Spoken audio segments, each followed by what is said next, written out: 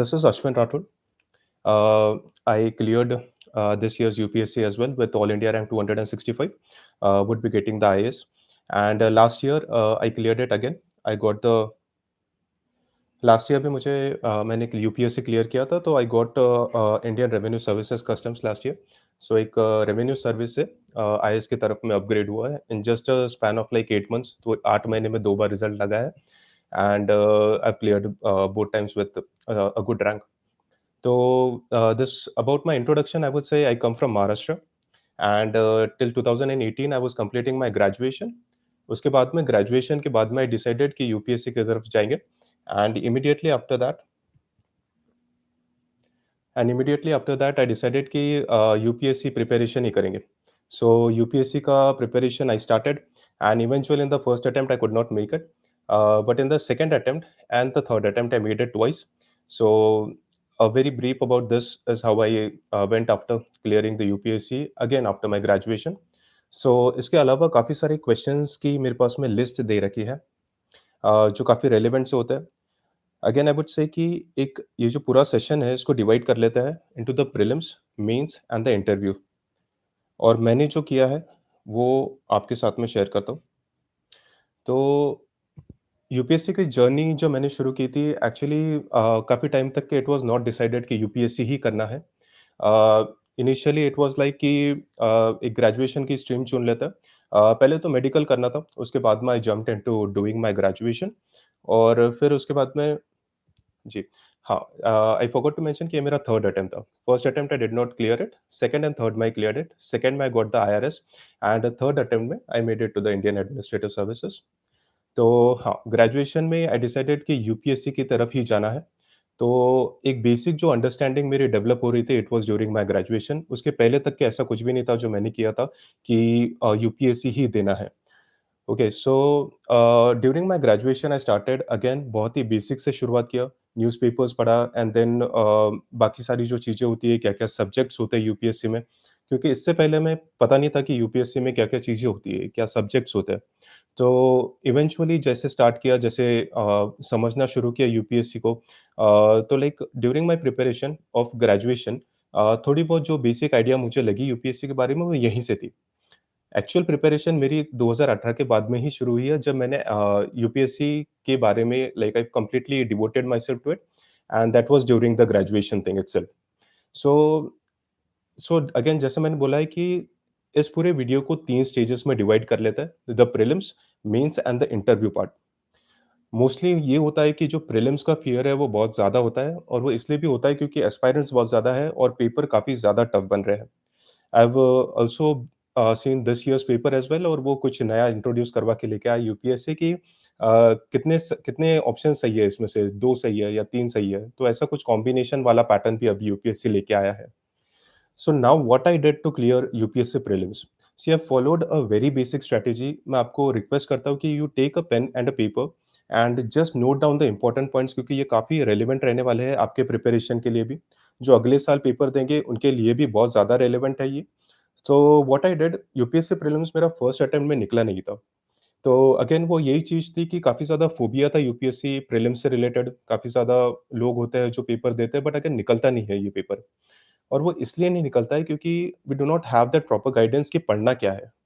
UPSC मॉक्स जब देता है तो इतने डाइवर्स लेवल पे क्वेश्चंस पूछे जाते हैं मॉक्स में जिनका कोई रेलेवेंस ही नहीं होता है यूपीएससी से related. So what I did, I started following the previous year question papers. Initially in the first attempt I failed miserably. तो उसके बाद में लगा कि नहीं, बिल्कुल बेसिक्स पे ही स्टिक करेंगे and only basics can help me clear this paper. So I went with the basic and basic included the previous year question papers of UPSC. अभी जिस तरीके से शुरुआत किया था, तो कोई भी आप बुक ले लीजिए, जो अवेलेबल होती है मार्केट में, काफ़ी फ्रीली अवेलेबल होती है, या फिर ऑनलाइन आपको भी मिल जाएँगी, कहीं पे भी मिल जाती है। प्रीवियस ईयर क्वेश्चंस पेपर आप डाउनलोड कर लीजिए या फिर कोई एक बुक ले लीजिए। कोई पब्लिकेशन के बारे में नहीं बताऊँगा, it's your choice, completely your choice कि आपको क्या चूज़ करना है। जस्ट एंश्योर कि उसके आंसर्स जो होने वाले हैं वो रिलेवेंट हो, इसलिए आपको कोई एक अच्छा पब्लिकेशन लेना है जिस पे आप रिलाय कर सकते हो। So eventually what I started doing was, जब भी मैं प्रीलिम्स का कोई भी मैं सोर्स के बारे में बात करता हूँ, बट मेरा अप्रोच किस तरीके से रहा है प्रीलिम्स से रिलेटेड। तो जब भी प्रीलिम्स से रिलेटेड कोई भी टॉपिक पढ़ता था, तो व्हाट आई डिड, मैं उसको प्रीवियस ईयर क्वेश्चंस के साथ में कंपेयर करने लग गया। अभी होता क्या है, लेट्स सपोज कि प्रीलिम्स के लिए मेरे पास में हिस्ट्री का कोई एक मॉक मुझे देना है, तो व्हाट आई स्टार्टेड डूइंग कि मॉक देने से पहले प्रीवियस ईयर क्वेश्चन जो है हिस्ट्री का अगर दे रहा हूँ, तो हिस्ट्री के ही क्वेश्चंस पहले प्रीवियस ईयर क्वेश्चन से पढ़े। अभी इससे हुआ क्या कि एक अंडरस्टैंडिंग मिल गई कि यूपीएससी किस लेवल के क्वेश्चंस पूछ रहा है और मॉक्स किस लेवल के क्वेश्चंस पूछ रहे हैं। And we have to clear UPSC. Mocks में थोड़े बहुत मार्क्स कम भी आ गए, it doesn't matter. Believe me, it is not at all a concern कि थोड़े बहुत मार्क्स कम भी आ जाता है। Don't worry, if you stick to the pattern of UPSC you will be confident very soon. So एक बारी अगर मैं सोर्सेज़ की अगर बात कर लूँ, तो प्रीलिम्स में काफ़ी ज़्यादा तो होते नहीं हैं। जैसे पेपर के हिसाब से ही अगर देख लिया जाए, तो हिस्ट्री के लिए जैसे एंशिएंट पहले आर्ट एंड कल्चर भी होता है। आप सोर्सेज़ लिख सकते हैं, आप चाहते हैं तो। तो art and culture, a very simple thing what I did was the NCERT and then Nitin Singhania की बुक। अगेन नितिन सिंघानिया आपको कवर टू कवर नहीं पढ़ना है। आपको सिर्फ ये मेंशन करना है, इंश्योर करना है कि जो यूपीएससी में टॉपिक्स है, जैसे काफ़ी रेलेवेंट थीम्स जो होती है, if I remember it right, paintings काफ़ी ज़्यादा बार पूछी जाती है। फिर उसके बाद में म्यूजिक एक टॉपिक है जो काफ़ी ज़्यादा बार पूछा जाता है। Then also it's about the architecture, yes it's an important topic. Again what I am saying कि कवर टू कवर नहीं पढ़ना है। और ये अंडरस्टैंडिंग आपको कहाँ से डेवलप होंगे कि इतना ही टॉपिक पढ़ना है। से it comes from the previous year questions. जब आप आर्ट एंड कल्चर भी अगर उठाओ, तो मेरे जो बेसिक सोर्सेस रहे हैं, उसके अलावा मैं और कहीं नहीं पढ़ूँगा। सो व्हाट आई डिड कि मेरे बेसिक सोर्सेस रखा, previous year questions paper I supplemented and then eventually उसके बाद में आई डिसाइडेड कि मॉक्स की तरफ में जाएँगे, उसके पहले नहीं जाएँगे। हाँ, सो देखो, अभी सी पेंटिंग्स पेंटिंग्स वगैरह से रिलेटेड म्यूज़िक, एक आप प्रीवियस ईयर क्वेश्चंस पे देख लो, आपको काफ़ी अच्छे से अंडरस्टैंडिंग मिल जाएँगी स्नेहा। क्योंकि वो होता ये है ना कि आप जैसे ये क्वेश्चंस को पढ़ोगे, तो यू विल आल्सो नो कि किस डायरेक्शन में पढ़ना है। अगेन जैसे मैं आर्ट एंड कल्चर की ही बात कर रहा था, तो let me be very clear, आपको कवर टू कवर नहीं पढ़ना है। और क्या पढ़ना है, ये आपको पता चलेगा जब आप प्रीवियस ईयर क्वेश्चंस पेपर आपके साथ में रखोगे। तो डू एंश्योर कि आप वो प्रीवियस ईयर क्वेश्चन साथ में रखें एंड उसके बाद में ही प्रोसीड करें। So art and culture was about just 2 books for me. फिर उसके बाद में अगर एनसीईआरटीज़ ही कंटिन्यू करना है, I continued the same. Ancient history के लिए भी एनसीईआरटी ही पढ़ना है और मिडेवल और मॉडर्न के लिए भी I did the same. Modern के लिए एक स्पेक्ट्रम का ऐड ऑन था और स्पेक्ट्रम पे काफ़ी ज़्यादा रिलाई किया है। उसके अलावा और कुछ भी नहीं पढ़ा है। ठीक है? तो प्रीलिम्स का ये 3 सोर्सेज़ थे। एंड उसके अलावा अगर ज्योग्राफी अगर देखा जाए, तो येस आई वुड से कि सिर्फ 4 एनसीईआरटीज़ थी जो मैंने पढ़ी है। काफ़ी ज़्यादा बार पूछा जाता है कि जीसी लियोंग पढ़ना है या नहीं है। तो आई वुड से कि see I did not read it and it was my personal choice कि मुझे नहीं पढ़ना है और उसका रीज़न काफ़ी सिंपल था। अगर मैं जीसी लियोंग पढ़ने अगर जाता हूँ, तो see it will take more time और मैं उसको कंप्लीटली रिवाइज़ भी ना कर पाऊँ शायद एंड तक के। सो आई डिसाइडेड कि इसको कंप्लीटली स्किप स्किप किया जाए। 4 एनसीईआरटीज़ पे स्टिक करेंगे और इसी से पेपर निकालेंगे। And one more important thing जो ज्योग्राफी में आती है, वो है मैप्स। अब ये मैपिंग वाला एस्पेक्ट जो है, ये काफ़ी ज़्यादा रेलेवेंट बन गया है यूपीएससी में। तो आपको क्या करना है, रट्टा नहीं मारना है when it comes to map. You take maps, world map लेके आ जाओ, इंडिया के मैप्स लेके आ जाओ और उसको प्लॉट करो। जैसे even what I did during my before prelims, what I did कि मैंने जितने भी यूपीएससी के प्रीवियस ईयर क्वेश्चंस में मैप से रिलेटेड जो भी क्वेश्चंस थे, उनको प्लॉट किया। जैसे फॉर एग्जांपल रिवर्स है, फिर हिमालयाज़, द माउंटेन रेंजेस, जो भी सब कुछ दे रखा है, सब कुछ मैप मैप किया उसको, मैप्स पे खुद से किया। एंड आई एन्श्योर्ड कि हर वो ऑप्शन भी जो उन्होंने मेंशन कर रखा है, वो भी मेंशन किया। तो what I got was a very detailed picture on my map कि अगर रिवर्स है तो उसके ट्रिब्यूटरीज़ ट्रिब्यूटरीज़ में किस चीज़ों पे ज़्यादा हाइलाइट करता है यूपीएससी। तो ये सारी चीज़ें मेरे पास में वो मैप से कवर हो गई एंड इवेंचुअली मैं इसके ऊपर ही बिल्ड अप करते रहा। अगर मुझे लगता है मॉक्स में कि कोई ऐसी एक रिवर या फिर कोई ऐसा मैप में इम्पोर्टेंट एस्पेक्ट है जो मेरे को मेंशन करना है, तो उसके उसमें मैंने मेंशन कर लिया मेरे मैप में, उसके अलावा और कुछ भी नहीं किया। तो mapping was this thing again. और फिर उसके बाद में अगर देखा जाए polity, just Lakshmikant, nothing else. See NCERTs refer करने के लिए बोली जाती है, you can read to them as well. But मेरे पर्सपेक्टिव से मुझे लगा कि एनसीईआरटीज़ उतनी ज़्यादा रिलेवेंट नहीं थी। लक्ष्मीकांत ने काफ़ी ज़्यादा हेल्प की है। तो एक सिंगल पॉइंट सोर्स रहा है Laxmikanth for prelims. And then I would say कि उसके अलावा जो टॉपिक होता है, आईआर वाला टॉपिक है, अगेन करंट अफेयर्स। और फिर उसके बाद में जीएस3 that is basically the economy वाला पार्ट जो आपको प्रीलिम्स में आता है। एक बुक मैंने रेफ़र की थी और जो मृणाल सर के इनिशियली वीडियोज़ थे, वो मैंने कंप्लीट कर रखे थे। तो इकोनॉमी में मुझे काफ़ी ज़्यादा मदद मिली इन सब चीज़ों से। एंड फाइनली इसके अलावा अगर देखा जाए तो प्रीलिम्स में एक मेजर चंक होता है करंट अफेयर्स का। अभी जो करंट अफेयर्स है, इसको आपको किस तरीके से रीड करना है? देखो, पहले तो एक न्यूज़पेपर आप कोई भी उठा लो। जैसे what I like is see Hindu काफ़ी ज़्यादा रेफ़र किया जाता है और आई वुड आल्सो सजेस्ट कि आप प्रीलिम्स तक के व्हाट आई डिड कि मैं गवर्नेंस वाले टॉपिक पे आता हूँ डेफ़िनिटली, बट वो मेंस में डील करता है। प्रीलिम्स मेनली स्ट्रैटेजी पे डील कर लेती है। तो करंट अफेयर्स के लिए मैंने द हिंदू रीड किया till prelims and then after मैंने for mains and the interview part I switch to the Indian Express. So with this what happened was actually, देखो, current affairs is a very vast topic, but again आपको क्या-क्या चीज़ उसमें से selectively read करना है ये समझ लो। पहले तो करंट अफेयर्स में यू नीड टू एंश्योर कि हर वो हेडिंग जो कॉन्स्टेंटली रिपीट कर रही है, हो सकता है कि विद टाइम आप उसको बहुत ही डिटेल में पढ़ लो। और ये भी हो सकता है कि यूपीएससी एक तो उसपे क्वेश्चन पूछ ले या फिर क्वेश्चन कंप्लीटली स्किप कर दिया जाए। तो इसके अलावा करंट अफेयर्स में किस तरीके से स्मार्ट होना है, आप ये भी समझ लीजिए कि साइंस एंड टेक्नोलॉजी वाला जो पार्ट है, वो मैंने सिर्फ़ और सिर्फ़ करंट अफेयर्स से पढ़ा है, उसके अलावा और कुछ भी नहीं पढ़ा है। उसके अलावा जो आईआर वाला टॉपिक है, काफ़ी ज़्यादा इम्पोर्टेंट हो जाता है, काफ़ी ज़्यादा रिलेवेंट हो जाता है और इसको सिर्फ़ आपको समझना है। मैंने न्यूज़पेपर से कभी नोट्स नहीं बनाई थी, कंपाइलेशन से कभी-कभी बनाता था। But eventually what I realise कि कंपाइलेशन से नोट्स बनाना is taking lot of time. तो व्हाट आई डिड, एक पीटी 365 भी आ जाता है, जो कि अगेन फ्रीली अवेलेबल होता है मार्केट में, जो काफ़ी रेलेवेंट सोर्स है when it comes to cracking the prelims current affairs वाला पार्ट। तो उसका मैंने नोट्स बना लिया था। तो this was about the current affairs aspect of prelims. See इसके अलावा आपको क्या सोचना है कि you need to ensure paper 40 minute से ज़्यादा आपको रीड नहीं करना है। और ये कैसे पॉसिबल होगा? Again keep the syllabus with you when you start reading the newspaper. इसके अलावा आपको वो मेंशन चीज़ें, वो चीज़ों पे ज़्यादा फ़ोकस करना है जो एक्चुअली यूपीएससी के लिए रिलेवेंट हो सकती है। एग्रीकल्चर वाले टॉपिक से रिलेटेड कोई government schemes, see again government schemes जो होती है स्टेट से रिलेटेड अगर आप पढ़ते हो तो उसका कोई ज़्यादा रेलेवेंस नहीं होता है when it comes to prelims. आप मेंस में इन चीज़ों को हाइलाइट कर सकते हो, बट प्रीलिम्स में एज़ सच उसका कोई रेलेवेंस नहीं है, ज़्यादा रेलेवेंस नहीं है। अगर बहुत ही बड़ी कोई स्कीम है, कोई स्टेट अगर लेके आया है तो सोचा जा सकता है, बट उसके अलावा प्रीलिम्स में they will never ask you a question कि गवर्नमेंट स्कीम्स के बारे में, that too of a state. हाँ, but you have to ensure कि जब आप सेंट्रल गवर्नमेंट की कोई स्कीम पढ़ते हो तो एजुकेशन से रिलेटेड, हेल्थ से रिलेटेड, इन पे मोस्टली फोकस रहता है यूपीएससी का भी, और इस पे क्वेश्चंस आते हैं। तो इन चीज़ों पे आपको फोकस करना है। And there is a question कि ज्योग्राफी की NCERTs, class 11th and class 12th की 4 एनसीईआरटीज़ है, बस उसके अलावा मैंने और कुछ नहीं पढ़ा था for geography. And again see ये तो हो गया sources. Now one basic thing that you have to remember while clearing the prelims. So there are 2 papers, एक तो जीएस वाला पेपर हो जाता है और दूसरा है आपका सीसैट वाला। अभी जीएस इस तरीके से टफ आने लग गया है कि it is becoming very difficult to clear prelims, but again see only the basics will help you clear this exam. Now what was my strategy that I followed?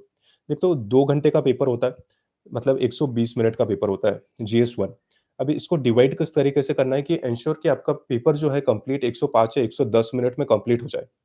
अब ये 10 मिनट का जो बफर है, वो इसलिए इम्पोर्टेंट होता है क्योंकि आपका जो माइंडसेट है, जो पेशेंस है, वो लास्ट 10 मिनट्स में लूज़ ना हो।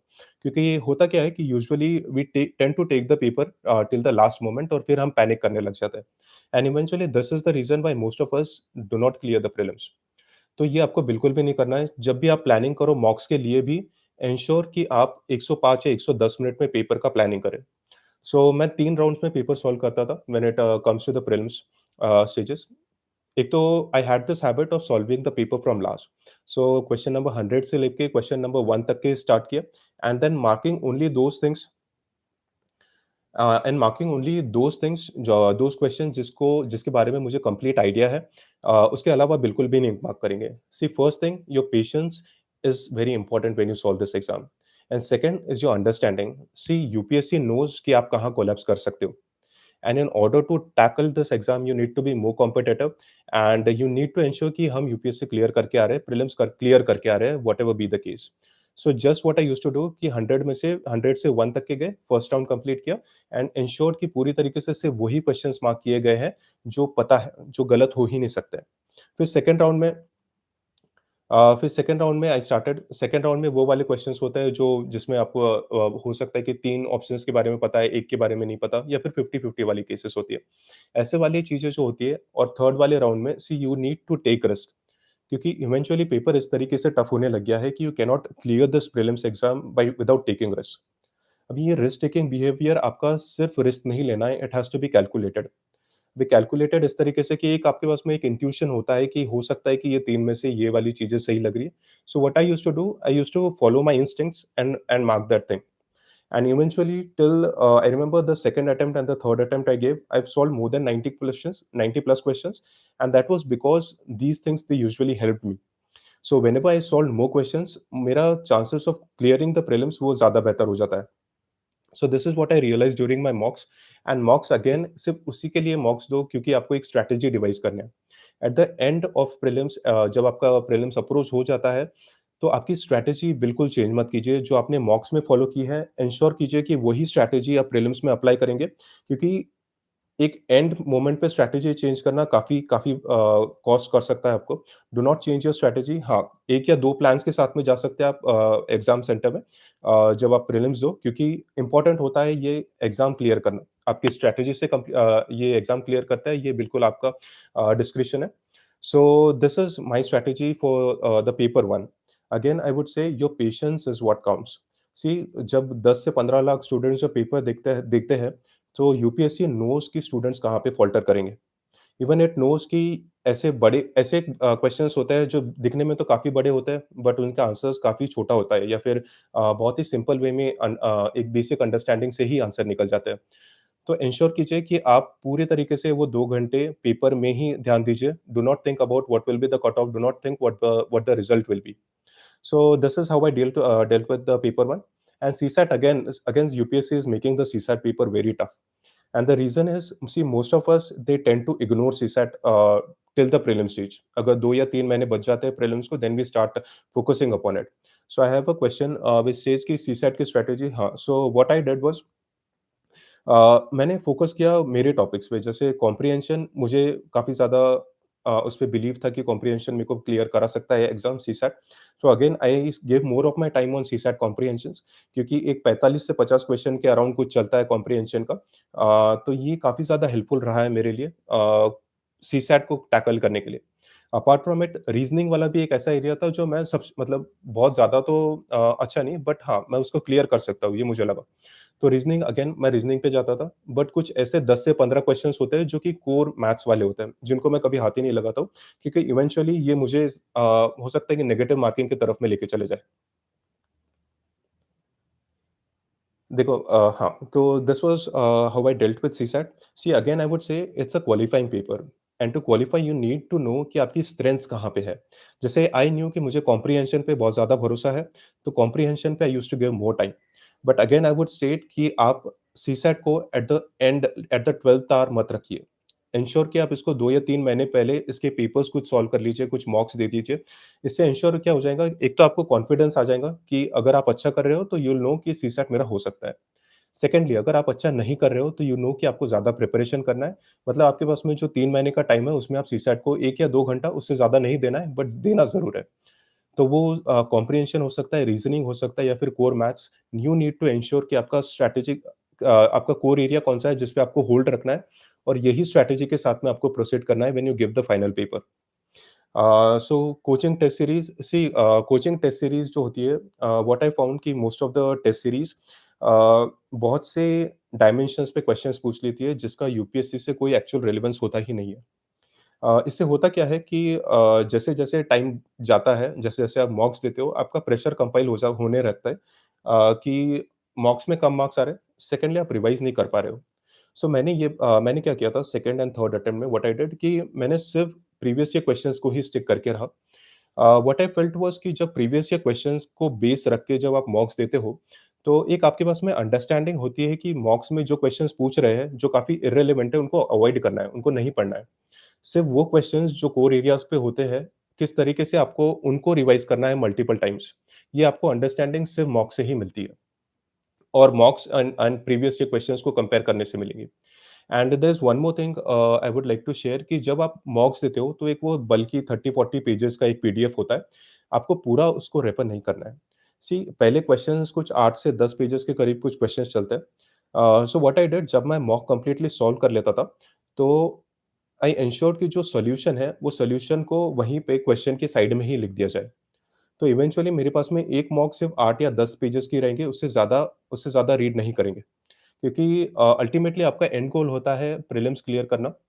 तो जिस तरीके से आप अपना बर्डन कम करते चलो, वो ज़्यादा बेहतर रहेगा एंड इवेंचुअली वो हेल्प करता है आपको एट द एंड प्रीलिम्स के स्टेज पे ज़्यादा हेल्पफुल हो जाएगा।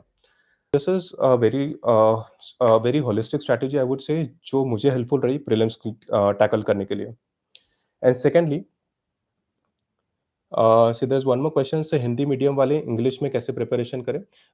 देखो, एक तो I have given through English, तो मुझे हिंदी के बारे में बस इतना ही पता है कि हिंदी में ज़्यादा सोर्सेस अवेलेबल नहीं है। So if it is possible, you can try to give the exam in English. अगर नहीं, आपको हिंदी में ही देना है, तो you can contact with some seniors जिन्होंने यूपीएससी हिंदी में ही क्लियर की है। वो ज़्यादा बेहतर तरीके से आपको गाइड कर सकते हैं। And then I would say, prelims clear करने के बाद में the most important again, most of our aspirants would be appearing for the mains exam this time. तो मेंस के लिए पढ़ लेते हैं। मेंस में क्या-क्या चीज़ें होती है जो आपको ध्यान में रखना है। एक तो मेंस अप्रोच हो रहा है, और मेंस काफ़ी ज़्यादा इम्पोर्टेंट स्टेज है when it comes to clearing the UPSC exam and getting a very decent rank and a score. तो मेरी स्ट्रैटेजी क्या रही है मेंस से रिलेटेड? पेपर वाइज़ चलते हैं अगेन। तो टोटल ऑफ 4 जीएस 4 पेपर्स होते हैं इसमें। 2 ऑप्शनल के पेपर्स होते हैं, 1 एसे का पेपर होता है, और फिर कुछ लैंग्वेजेज़ भी होती है जो कि क्वालिफाइंग नेचर की होती हैं। तो जीएस 1 से रिलेटेड मैं मेरी स्ट्रैटेजी भी बताता हूँ, सोर्सेज़ भी जो मैंने फॉलो किए हैं, और किस तरीके से आपको अप्रोच करना है when it comes to GS 1। देखो, एक तो मेंस को आपको समझ के चलना है कि मेंस का answer writing represents your personality. तो जो भी टॉपिक्स दे रखे हैं, उसमें आपको एंश्योर करना है कि जो आपके पर्सनैलिटी के डायमेंशंस है, वो आप मेंशन करो। सबसे पहले अगर स्टार्ट कर ऐसा टॉपिक है जो मेंस के लिए भी रिपीट करना है, उसमें जैसे फॉर एग्जांपल वही एनसीईआरटी एंड नितिन सिंघानिया की book, I read the same thing, but again previous year questions फिर से आपको। आर्ट एंड कल्चर की अगर बात करते हैं, तो यू नो कि फिर उसके बाद में पेंटिंग्स वाले टॉपिक्स, इनका रिलेवेंस बहुत ज़्यादा है यूपीएससी मेंस में भी। क्वेश्चन फँसते हैं इसमें, डेफिनिटली फँसते हैं, 1 से 2 क्वेश्चन एक्सपेक्ट कर सकते हो। तो ये टॉपिक्स को आपको लेके ही चलना है। And secondly, when it comes to another topics, देखो मिडिवल में से या फिर एंशिएंट वाली चीज़, एक जो आपका लिंक लग रखा है इसके पहले से ही, I think that would be enough. उससे ज़्यादा आपको एनसीईआरटी के अलावा कुछ नहीं पढ़ना है। रिवाइज़ कर लीजिए basic sources, that that is sufficient. And then you have the modern history.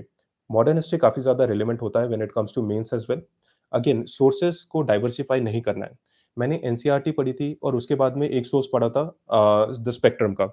और स्पेक्ट्रम को मैंने काफ़ी बार रिवाइज़ किया, बहुत ज़्यादा बार रिवाइज़ किया, और through out my prelims I revised it like multiple times. तो उसका बेनिफिट मुझे मेंस में भी मिल गया। तो मुझे उसको रिवाइज़ नहीं करना पड़ा ज़्यादा। आई न्यू कि कहाँ-कहाँ से टॉपिक्स उठा के यूपीएससी पूछ रहा है, कहाँ पे मॉक्स में भी आ रहे हैं क्वेश्चंस। तो वो डायमेंशंस मेरे क्लियर थे, तो it was I do not have to spend time कि मेरे को फिर से उसको रिवाइज़ करना। Important themes that I would like you to focus upon. एक तो है कि वर्ल्ड हिस्ट्री वाला टॉपिक। अभी world look at the previous questions of UPSC. Questions कुछ इस तरीके से पूछ रहे हैं कि अमेरिकन रेवोल्यूशन, फ्रेंच रेवोल्यूशन पे क्वेश्चन, या फिर कंप्लीट बाउंसर्स क्वेश्चन आता है, जैसे मलाय पेनिनसुला डीकोलोनाइजेशन पे आ गया। अफ्रीका से रिलेटेड पे क्वेश्चन पूछ लिया जाता है। अफ्रीका से रिलेटेड क्वेश्चंस थे। अभी अगेन ये ऐसे क्वेश्चंस हैं जो कंप्लीट बाउंसर्स है, कितना भी पढ़ लो तो फिर वो नहीं आते। सो व्हाट आई डिड कि मैंने काफ़ी बेसिक प्रिपरेशन की है वर्ल्ड हिस्ट्री से रिलेटेड, बहुत ज़्यादा नहीं पढ़ा। एक कोचिंग मटेरियल का मेरे पास में यूपीएससी का वर्ल्ड हिस्ट्री का कुछ नोट्स अवेलेबल थी, और उसमें से मैंने सिर्फ अमेरिकन रेवोल्यूशन, फ्रेंच रेवोल्यूशन, एक चाइना से रिलेटेड कुछ जो चीज़ें मेरे को लगा कि शायद इंपॉर्टेंट हो सकती है, उन पे फोकस किया, और अफ्रीका से रिलेटेड थोड़ी बहुत चीज़ें पढ़ ली। उसके अलावा मॉक्स में जो भी क्वेश्चंस आते हैं वर्ल्ड हिस्ट्री से रिलेटेड, उनको इनकॉर्पोरेट कर लिया नोट्स में। उसके अलावा I have red nothing, and believe me, उसमें से मोस्टली ऐसा भी होता है कि क्वेश्चंस पूछे ही नहीं जा रहे हैं। तो एक 400-500 पेजेस का बल्की बुक लेके पढ़ना, आई don't think it makes any sense. I I decided कि मैं इसको कंप्लीटली जितना मैंने सोच रखा है, द फ्यू रेवोल्यूशंस और उसके बाद में मॉक्स, इसके अलावा और कुछ भी नहीं पढ़ेंगे। And I have done the same thing कि एंड दैट सेव्स टाइम, क्योंकि फिर इवेंचुअली आपको ये जो टाइम बचता है ये आप आपके ऑप्शनल पेपर में यूटिलाइज कर सकते हो। And then another thing that comes is post independence वाला। See again even I got feedbacks कि कुछ अच्छी बुक्स होती है, इंडिया आफ्टर इंडिपेंडेंस वगैरह वाली चीज़ें। सो यस, तो हाँ, पोस्ट इंडिपेंडेंस अगेन एक ऐसा टॉपिक है। अगर आप ध्यान से प्रीवियस के क्वेश्चंस को देखो तो यू विल रियलाइज कि लास्ट टाइम जो क्वेश्चंस पूछा था यूपीएससी ने, it was around 2013 and 14, and that too around broader themes, कि हो सकता है they ask you about Tashkent agreement से रिलेटेड, जय जवान जय किसान। तो around the tenure of Lal Bahadur Shastri जो भी कुछ इंपॉर्टेंट चीजें हो रही थी उस पर ज्यादा फोकस कर रहा है यूपीएससी। उसके अलावा जो पॉलिटिक्स चल रहा है अराउंड 1950s टू 2000 तक का, उससे कोई रेलेवेंस नहीं है, कोई मतलब नहीं है। UPSC it won't ask you questions. So what I decided again, एक तो था कि एक 300-400 पेजेस का पोस्ट इंडिया पे कुछ एक मटेरियल लेके आए और उस पे पढ़ ले। बट व्हाट आई डिसाइडेड कि यूपीएससी जब इस टॉपिक्स पे क्वेश्चन पूछता ही नहीं है, so why should I focus too much upon it. So again I followed the same world history वाला स्ट्रैटेजी। व्हाट आई डिड, मैंने मॉक्स और जो प्रीवियस से क्वेश्चंस थे उतने ही पढ़े इस टॉपिक पे। And again I think the questions were not asked for the last 2 years as well. So it saves times, जो कि इवेंचुअली उसको बाद में और कहीं पे यूज़ किया जा सकता है। हाँ, नोट्स बनाने का भी बताऊँगा, definitely I will talk about it. So this was about the paper 1 के हिस्ट्री वाला aspect. Then you have the society वाला part. Society again is for me what I did, एक कोई मटेरियल ले लिया, कोई भी आप क्लासेस का ले लो जो आप पढ़ रहे हो, जिनको आप ज्वाइन कर रखे हो, या फिर फ्रीली अवेलेबल मटेरियल होता है, विजन आईएएस का होता है, इनसाइट्स का होता है, या फिर बहुत सारी क्लासेस होती है जो फ्रीली अवेलेबल मटेरियल प्रोवाइड करती है सोसाइटी से related. I did the same और मैंने उसको सप्लीमेंट कर लिया मेरे करंट अफेयर्स के साथ में, and that was my only source for the society part. उसके अलावा कुछ नहीं पढ़ा, क्योंकि उससे ज़्यादा आपको पता है, आपने इतना टाइम से प्रीलिम्स पढ़ रखा है, इतना टाइम से आप मेंस की आंसर राइटिंग कर रहे हो, तो आपको इन पेपर्स के बारे में यूजुअली ज़्यादा अंडरस्टैंडिंग होती है, जिसके बारे में आपको ज़्यादा डील नहीं करना है। बेसिक सोर्सेज़ में काम हो जाएगा, 150 और 250 वर्ड्स में आराम से आपका पेपर निकल जाएगा। एंड देन इवेंचुअली पेपर 1 में जो लास्ट पार्ट है वो है ज्योग्राफी। सी अगेन मेरे पास में ज्योग्राफी की जो 4 एनसीईआरटीज़ थी, उन्हीं को फॉलो किया है। उसके अलावा व्हाट आई डिड कि मॉक्स के जो भी क्वेश्चंस थे उसको सप्लीमेंट कर लिया। अब इससे हुआ क्या कि मेरे पास में सोर्सेज़ जो है वो बहुत कम थे, और मेरे पास में जितना भी मटेरियल था वो सिर्फ रिलेवेंट मटेरियल ही रहा है। उससे ज़्यादा मुझे डील करना भी नहीं था। सेकेंडली मैं इसको रिवाइज़ कर सकता हूँ, क्योंकि मेरे पास में काफ़ी मिनिमम सोर्स है। सो ये 2 चीज़ें मैंने किया। अगेन आप ये एंश्योर कर सकते हो कि जब भी आप पेपर लिखो, तो आप मैप्स का इनकॉर्पोरेशन बहुत ज़्यादा रखिए। पेपर 1, पेपर 2, पेपर 3 हर बार एंश्योर कि आप फ्लो चार्ट्स ड्रॉ करें, मैप्स बनाएँ, और पेपर का पैटर्न कुछ इस तरीके से होता है कि 150 या फिर 250 वर्ड्स में लिखना होता है usually. In both the cases कभी आपको भी ये बताया जाता है कि आपको मैप्स शायद 150 में ना ड्रॉ करना पड़े। But believe me, if you think कि आपको कोई एक अच्छा पॉइंट है आपके पास में जो आप इनकॉर्पोरेट कर सकते हैं through maps, do mention it, फिर वो 15 मार्कर रहो या 10 मार्कर रहो। सो पेपर 1 की ये स्ट्रैटेजी रही है। Then moving on to GS 2। सी अगेन जीएस 2 को अगर ब्रॉडली क्लासिफाई किया जाए तो वी हैव द पॉलिटी वाला part, we have the governance, और फिर आईआर वाले टॉपिक्स आ जाते हैं।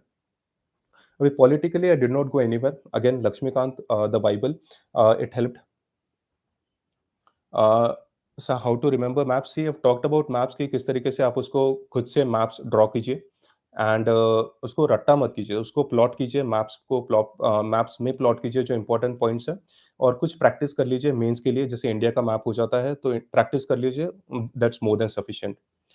तो जीएस 2 के लिए you have polity part. Again Laxmikanth काफ़ी डिटेल में कवर अप कर लेती है मोस्ट ऑफ द पेपर 2 वाला, जीएस 2 वाला चंक। So that help. फिर इवेंचुअली कुछ ऐसे टॉपिक्स हो जाते हैं जैसे एसएचजीस हो गया, एनजीओज़ हो जाते हैं, and then citizen charters and all. तो ये ऐसे छोटे-छोटे टॉपिक्स के लिए आप कोई भी एक सोर्स पढ़ लीजिए। काफ़ी डिटेल में आपको ये 10 मार्कर या फिर 15 मार्कर का जो भी पेपर का क्वेश्चंस फॉर्मेट होता है, वो आप आराम से आंसर कर सकते हो। एंड इंश्योर कि आप जब भी ये सोर्सेज़ पढ़ें, ये छोटे टॉपिक्स के लिए, इनकी नोट्स बना लीजिए। तो नोट्स बनाने के लिए what I used to do, एक ए4 साइज़ का जो पेपर होता है, उसको मैं 3 इसमें डिवाइड कर लेता था। एंड सेकेंडली, इंश्योर कीजिए कि व्हेनेवर यू मेक नोट्स, आपको 1/10 वाला फॉर्मूला फॉलो करना है। एक तो अगर 100 वर्ड्स का कोई अगर पेज है जिस पे आपको नोट्स बनाना है, it you have to ensure कि 10 100 पेजेस का अगर है तो 10 पेजेस से ज़्यादा नोट्स आपके नहीं बनेंगे। एंश्योर कि इससे कम में ही आपका पूरा जो नोट्स फॉर्मेशन है वो हो जाना चाहिए। सो I divided my page into 3 और इवेंचुअली इसको 3 में डिवाइड करने से होता ये था कि काफ़ी ज़्यादा ऐसे टॉपिक्स होते थे जो मैं एकदम शॉर्ट में मेंशन कर लेता था और बहुत सारी चीज़ें एक ही पेज में कंपाइल हो जाती थी। तो हो सकता था 10 पेजेस मुझे लगने वाले हो फॉर मेकिंग द नोट्स, हो सकता था आई कंप्लीट इट इन जस्ट 5 और 6 पेजेस। सो इवेंचुअली मेरा अल्टीमेट जो गोल है दैट इज़ रिविज़न, वो काफ़ी ज़्यादा आसान होता चलता है। सी द एंटायर प्रोसेस में आपको इतना एंश्योर करना है कि you simplify your process, simplify it every day at every stage so that eventually वो प्रेशर आप पे कंपाइल नहीं होगा at the end of the paper जो भी आपको देना है। आपको कॉन्फिडेंस रहना चाहिए कि I have the notes, I have revised it multiple times and eventually यही कॉन्फिडेंस आपको फिर पेपर क्लियर कराएगा। तो जीएस2 में you have the polity that is done. Second governance वाला जो टॉपिक होता है, अगेन कुछ ऐसे बेसिक सोर्सेस होते हैं। कोई भी एक स्टैंडर्ड सोर्स आपने मार्केट से ले लिया एंड देन इंश्योर कि उसको आप करंट अफेयर्स के साथ में, जो भी आप करंट अफेयर्स पढ़ रहे हो उसके साथ में उसको सी कौन से publication C I would say कि देखो पब्लिकेशन जो भी अच्छी क्लासेस होती है यूजुअली जो मार्केट में चलती है इट इज़ विजन, इनसाइट्स जो मैंने भी रेफर कर रखी है। फोरम भी एक अच्छा प्लेटफॉर्म होता है, आप कोई भी डिसाइड कर सकते हो, मटेरियल भी काफ़ी फ्रीली अवेलेबल भी होता है online. So anything that you follow ensure कि आपको नोट्स बनाना है और नोट्स बनाने से ये होगा कि इवेंचुअली आपका जो एंड में प्रेशर है वो काफ़ी ज़्यादा कम हो जाएगा, आपका रिविजन मल्टीपल टाइम्स हो जाएगा, जिससे इवेंचुअली आपका कॉन्फिडेंस बढ़ने वाला है। And then coming to the governance part, I would say कि again I have read just the current affairs, काफ़ी ज़्यादा रिलेवेंट होता है इस चीज़ के लिए। You have topics like women से रिलेटेड होता है, that is basically the vulnerable sections. फिर उसके बाद में हेल्थ, एजुकेशन, ये ऐसे टॉपिक्स होते हैं जो आपको थ्रू आउट द प्रिपरेशन आपको काफ़ी बार ये चीज़ें डील करना होता है। और जब आपको इनके आंसर्स भी लिखना होता है, आई वुड से कि एसडीजीज़ जो सस्टेनेबल डेवलपमेंट गोल्स होते हैं, इनका बहुत ज़्यादा यूज़ कीजिए। सेकंडली अगर कुछ सेकंड ईआरसीज़ के रिकमेंडेशन है, इनका इनकॉर्पोरेशन कीजिए या फिर कोई ऐसा फैक्ट जो आपने पढ़ रखा है, जो आपको लगता है काफ़ी रेलेवेंट है करंट अफेयर्स में, डू एंश्योर कि आप ये सारी चीज़ें वो पेपर में मेंशन कीजिए। लाइक 15 मार्कर अगर है या फिर 10 मार्कर है, आपका आंसर आपको मार्क्स तब फेच करेगा जब उसमें काफ़ी ज़्यादा सब्सटेंस है। मैप्स ड्रॉ कीजिए, आर्टिकल्स मेंशन कीजिए क्योंकि जीएस2 में you have to mention articles. Then sources को रेफर कर सकते हैं, प्रिएम्बल को रेफर कर सकते हैं क्योंकि यूजुअली व्हाट आई फाउंड कि हम प्रिएम्बल को ही रेफर नहीं करते हैं। Preamble as a source mention कर सकते हैं या फिर को काफ़ी सारी कमिटीज़ होते हैं, कमिटीज़ के रिकमेंडेशंस आप मेंशन कर सकते हो। और देखो अगेन ये सारी चीज़ें मैं सिर्फ आपको रेफरेंस पॉइंट बता रहा हूँ। सी डोंट गेट प्रेशराइज़्ड कि मैंने इतना सब कुछ पढ़ रखा है। नहीं, it is not that thing. See, I'm someone who believes in reading very less amount of material, but the only thing is कि you should know when to apply these things and where you have to apply it. Because then eventually your paper will be segregated from the others, जो आपको marks fetch करता है। And then उसके अलावा जो topics आता है it's about international relations, जो प्रीलिम्स में पढ़ रखा है उसके अलावा आई did not read any source. I would also state कि प्रीलिम्स में जो या फिर मेंस में जो आईआर होता है it is not very deep. कुछ इंस्टीट्यूशंस या ऑर्गेनाइजेशन से रिलेटेड यूपीएससी कभी-कभी क्वेश्चंस पूछ लेता है जो कि कंप्लीट बाउंसर्स होते हैं। बट आई वुड से कि बस एक क्वेश्चन बाउंसर आ गया है तो डज़ नॉट मीन कि आप कंप्लीट एक पूरा रेफरेंस मटेरियल ही उठा लें आईआर के लिए।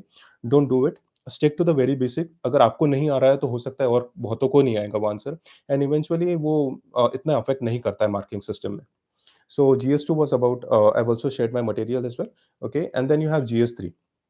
यस, तो अभी जीएस3 को अगर डिवाइड कर लिया जाए तो first you have the core economy वाला topic, second is agriculture, the third that you have here is science and technology, ecology and security वाला एस्पेक्ट्स। अब ये 5 जो डायमेंशंस होते हैं, हर डायमेंशंस काफ़ी ज़्यादा इंपॉर्टेंट है। बट अगेन काफ़ी बेसिक्स पे अगर ध्यान दिया जाए तो यू विल नो कि अगर इकोनॉमी आपने प्रीलिम्स पर्सपेक्टिव से पढ़ रखा है, तो वही बेसिक आपको पेपर 3 में भी काम में आने वाला है। उसके अलावा आपको कुछ डील नहीं करना है, सिवाय करंट अफेयर्स के। See look for the previous year questions of UPSC, you know कि बहुत से ऐसे थीम्स हैं, I will say themes themes इसलिए क्योंकि थीम्स पे ही क्वेश्चंस रिपीट होता है। इकोनॉमी में it could be about the infrastructure, it could be about green energy, ये ऐसे टॉपिक्स है या फिर जीडीपी से रिलेटेड, ये ऐसे टॉपिक्स है जो काफ़ी बार यूपीएससी रिपीट करता है। यस, सो इकोनॉमी के लिए करंट अफेयर्स के notes, see what I found was कि जितना भी आपका कंपाइलेशन में आ जाता है, that was more than sufficient.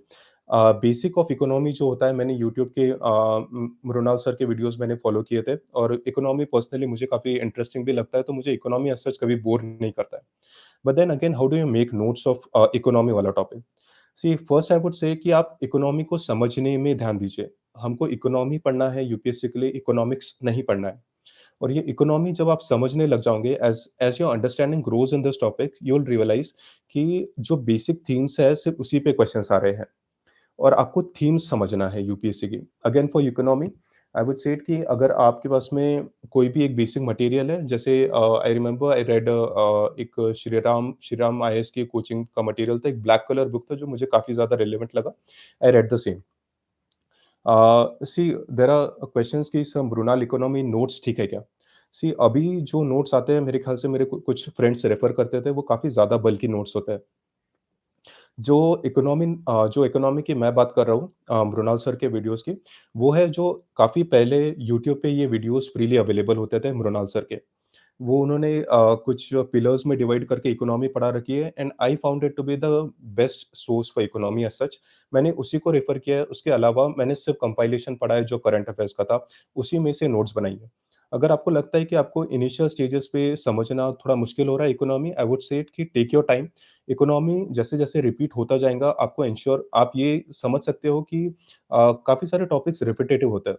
Budget का, इकोनॉमिक सर्वे का, ये भी ऐसे टॉपिक्स होते हैं, अगर आपको वो एक्चुअल पीडीएफ नहीं पढ़ना है, आप कोई क्लास नोट्स लेके आ जाओ, उसमें काफ़ी सारे हेडिंग्स में उसको टॉपिक को डिवाइड करके दिया जाता है, जो इवेंचुअली काफ़ी ज़्यादा बेनिफिशियल होता है for the actual paper. So I followed the same thing for economy. Again, बहुत ज़्यादा आपको इस चीज़ का प्रेशर नहीं लेना है कि economy is a very difficult subject. See remember, हमको इकोनॉमी पढ़ना है, इकोनॉमिक्स नहीं पढ़ना है। Just follow the previous year questions paper, समझो उसको कि यूपीएससी किस थीम्स पे क्वेश्चन पूछती है। आई सेड कि प्रीलिम्स के लिए भी आपको यही सीक्वेंस फॉलो करना है। Previous year questions first, see make it a habit of reading the previous year questions first, उसके बाद में ही मॉक्स देना है। क्योंकि mocks is a complete irrelevant thing if you don't know what to read. पहले प्रीवियस से questions पढ़ेंगे, उसके बाद में ही प्रोसीड करेंगे। So do the same thing, and फिर उसके बाद में the topic is agriculture. Again, agriculture से रिलेटेड व्हाट आई डिड कि जो भी सारी थीम्स थी, उस पे नोट्स बना लिया। जैसे मेरे ख्याल से मार्केटिंग से रिलेटेड कुछ क्वेश्चंस पूछा जाता है, पीडीएस से रिलेटेड है।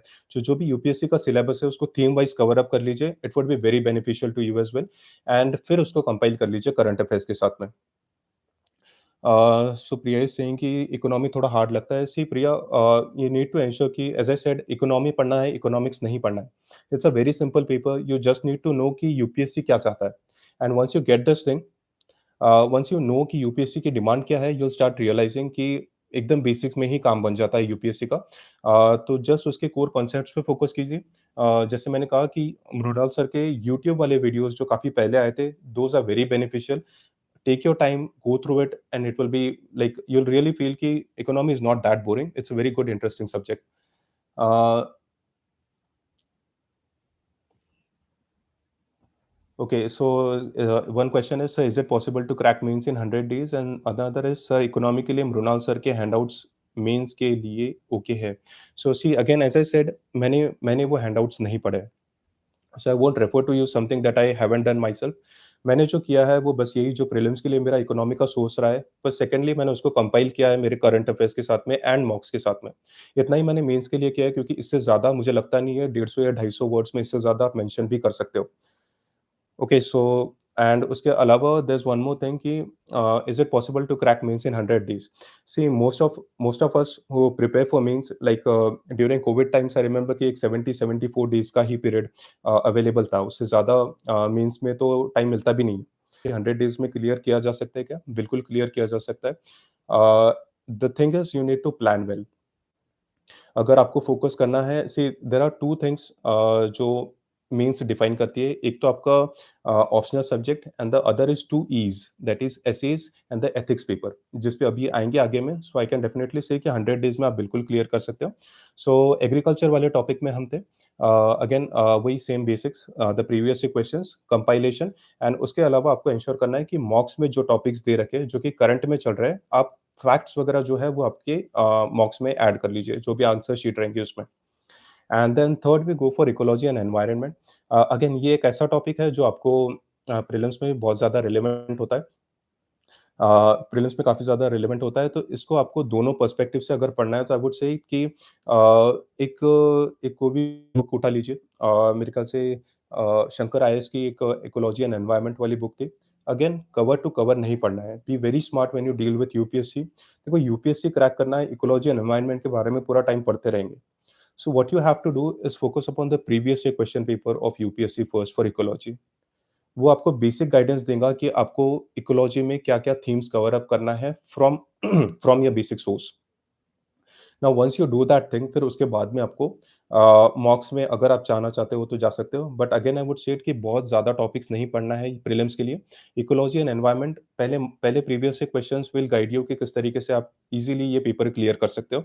सो ecology and environment just one source about Shankar IAS, वही अकेडमी का मैंने पढ़ा है, उसके अलावा और कुछ नहीं पढ़ा है। And since I also have that science background with me, तो मुझे काफ़ी ज़्यादा आसान भी लगता था। अगर आपको थोड़ा टाइम लगता है चीज़ें समझने में, take your time. If you're planning for the next year, so you have to lots of time available with you. Just the thing is कि आपकी सोर्सेज सही होना चाहिए और आपका टाइम मैनेजमेंट हर टॉपिक पे सही होना चाहिए। और ये हो सकता है when you know your previous year questions very well. मतलब रट्टा मार लो प्रीवियस ईयर क्वेश्चंस को, क्योंकि that is the only thing that will help you to clear this exam. ये प्रीलिम्स इसलिए इतना टफ होते जा रहा है ना, क्योंकि most of the time what we do is we completely neglect the previous year questions and we focus upon what the coaching is asking us to do. So इससे सिर्फ कंपाइलेशन जो होता है प्रेशर का, दैट कीप्स ऑन एडिंग, उसके अलावा prelims निकलता ही नहीं। ये बहुतों के साथ में होता है। Many of my friends they have been preparing very sincerely, but again जब तक ये प्रीवियस क्वेश्चंस पे होल्ड नहीं रहेगा, prelims is going to trouble you. And then उसके बाद में we move on to the science and technology. As I said, जैसे मैंने प्रीलिम्स के लिए पढ़ा था, वही थीम्स जो कंपाइलेशन वाला पार्ट होता है करंट अफेयर्स का, उसके अलावा साइंस एंड टेक्नोलॉजी पे मैंने नहीं पढ़ा है। And believe me, science and technology पे आपको एप्लीकेशंस काफ़ी ज़्यादा इंपॉर्टेंट होते हैं when it comes two means. अभी जैसे बायोटेक्नोलॉजी, नैनो टेक्नोलॉजी, स्पेस से रिलेटेड भी डायमेंशंस होता है। फिर उसके बाद में जीनोम से रिलेटेड काफ़ी ज़्यादा क्वेश्चंस प्रीलिम्स में भी आते हैं, मेंस में भी आते हैं। टेक्नोलॉजी से रिलेटेड पूछ लिया जाता है क्वेश्चंस। एंड अभी जो आर्टिफिशियल इंटेलिजेंस है, ब्लॉकचेन है, क्रिप्टो करेंसीज़ है, और ये वाले जो सारी मेजर मेजर थीम्स है पेपर में, जो करंट अफेयर्स में चलती रहती है, इसका काफ़ी ज़्यादा इंपॉर्टेंस है। Whenever you read it for means, ensure कि आप science and technology in broad themes में कवर करो। एक तो उसका मतलब क्या है वो टेक्नोलॉजी का, and second the most important thing is उसका किस तरीके से एप्लीकेशन हो सकता है। And if you can mention कि इसका application current affairs in governance में किस तरीके से अप्लाई कर सकते हो, तो I think that would again fetch you more marks, क्योंकि governance is eventually what we as officers are going to do. So eventually governance में हर चीज का यूज अगर मेंशन कर दो ना, तो बहुत बेनिफिशियल हो जाएगा। एंड अगेन देन फिर मॉक्स के आंसर्स को सप्लीमेंट कर लीजिए। उसके अलावा साइंस एंड टेक्नोलॉजी के लिए this was my source, and believe me, इससे ज़्यादा लगता भी नहीं है। बहुत से क्वेश्चंस इसी में कवर अप हो जाते हैं। एंड इंश्योर कि आप जब भी साइंस एंड टेक्नोलॉजी के आंसर्स जब दे रहे हो, तो you have to draw maps. Maps in the sense not the actual maps, but कुछ ऐसा इलस्ट्रेशन हो गया, या फिर कुछ ऐसी चीज़ें, कुछ फ्लो चार्ट्स हो गया, या फिर कोई ऐसे डायग्राम्स जो हम साइंस एंड टेक्नोलॉजी में मेंशन किया करते थे कभी स्कूल में। See those are very relevant things when it comes here. उसको बॉर्डर कर दीजिए, थोड़ा बहुत हाइलाइट कर लीजिए and just move forward. And finally what we have is the security dimension. Again security पे काफ़ी ज़्यादा थीम्स अवेलेबल है। Just go for the previous year questions, और उसको जो भी 3 या 4 टॉपिक्स में दे रखा है, मनी लॉन्ड्रिंग है, टेरर फाइनेंसिंग है, तो इनको सेग्रीगेट कर लीजिए टॉपिक वाइज़ एंड एन्श्योर कि आपके पास में 10 मार्कर या फिर 15 मार्कर आपका आराम से इसमें एड्रेस हो जाए। सो आई वुड से कि अगर सोर्सेज की अगर बात करना चाहिए, current affairs can be very one thing जो आपको हेल्प करेगा डेफिनेटली। और कोई भी एक source, I I think I referred vision IAS material for this thing, and उसके अलावा और कुछ भी नहीं पढ़ा है। उसके अलावा बट डू मेक श्योर कि जब भी आप इनको पढ़ें तो आप इसमें उसके नोट्स बना लीजिए, क्योंकि इन सोर्सेज को आप वापस से रेफर या रीड नहीं करने वाले हैं, क्योंकि it saves time. Okay, so this was a very broad strategy that I followed for GS3. कुछ क्वेश्चंस ले लेते हैं। सर पीवाईक्यू कितने साल का पढ़ना है? सर स्टार्ट कैसे करें? ये क्या चीज़ है? ओके सर न्यू स्टूडेंट जो भी प्रिपरेशन स्टार्ट कर रहे हो, वो कैसे करें? See this strategy that I am talking about is a 1 year strategy. I can also give you about a timeline आपको किस तरीके से प्रोसीड करना है। Very shortly I will do it and so देखो प्रीवियस ईयर क्वेश्चंस कितने साल के प्रेफर रेफर करना है। व्हाट आई डिड कि मैंने पास्ट 20 ईयर्स के रेफर किए थे। There were at times that I also followed questions from 1995 onwards, मतलब हो सकता है कि वो आपको 2 ढाई डेकेड्स के क्वेश्चंस है। बट अगेन जो ज़्यादा रिलेवेंट होता है वो है 2013 के बाद के एंड 2013 के बाद के इसलिए क्योंकि after that UPSC changed it's pattern और काफ़ी सारे क्वेश्चंस पे भी वो रिफ्लेक्ट करने लग गया कि जिस तरीके से पैटर्न शिफ्ट हुआ है, चेंज हुआ है, क्वेश्चंस भी थोड़े बदल गए थे। But again most of the themes they remain common. आप पहले आई वुड से इट कि पहले ये 7 साल के प्रीवियस से क्वेश्चंस कंप्लीट कर लीजिए and then if you have time उसको 20 साल से लेके आइए। It just gives a clearer understanding कि पढ़ना कहाँ तक है। Otherwise if you do not have much time, अगर आप जॉब कर रहे हो, आपको बहुत ज़्यादा मुश्किल हो रही है, तो आई वुड से कि एक 10 ईयर का पीरियड रखें, उससे ज़्यादा ना डील करें। And okay so there is one more paper that we are left with and that is जीएस-4। तो देखो जीएस-4 I personally really enjoyed answering this paper. एक तो पहले 3 घंटे का पेपर है बट बहुत मुश्किल पेपर है, कंप्लीट ही नहीं हो पाता है बहुतों का पेपर। तो अगर लेंथ वाइज़ अगर देखा जाए तो it's a very difficult paper और वो इसलिए भी टफ हो जाता है क्योंकि most of the times you find कि केस स्टडीज़ ही इतनी बड़ी है कि उसको पढ़ते-पढ़ते like most of the times अपना खत्म हो जाएगा। सो फर्स्ट जीएस-4 में आपको करना क्या है?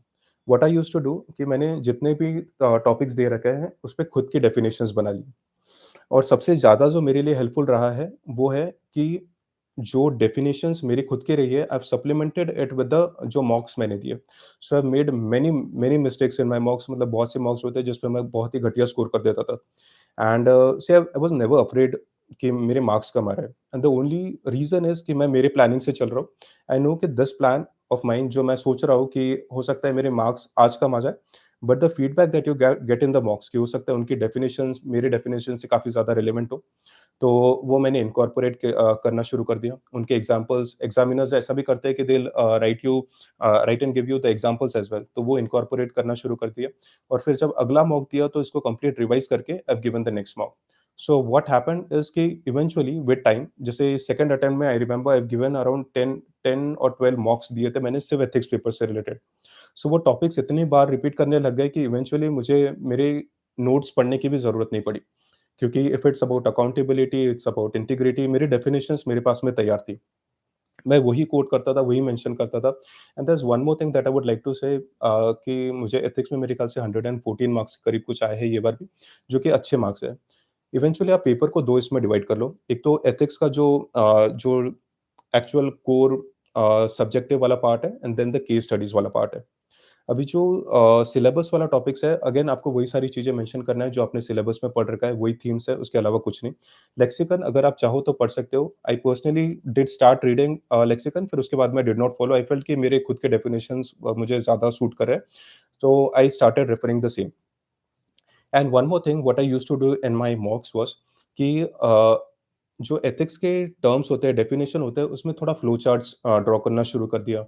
काफ़ी सारे कोट्स देना शुरू कर दिया, एग्ज़ाम्पल्स जो कि रेलेवेंट होते हैं मॉडर्न टाइम्स में, जो आस-पास आपके चल रहे हैं, उनको कोट करना शुरू कर दिया।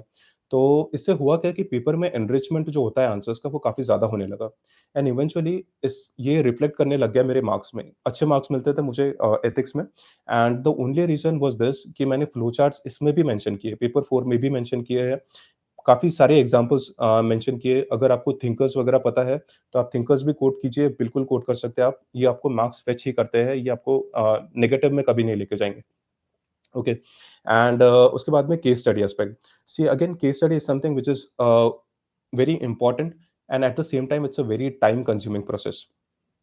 जब आप केस स्टडी पढ़ते हो तो यू विल फाइंड कि इतना बड़ा केस स्टडी है कि उसको पढ़ने में ही इतना टाइम लग जा रहा है, तो आंसर कब लिखेंगे?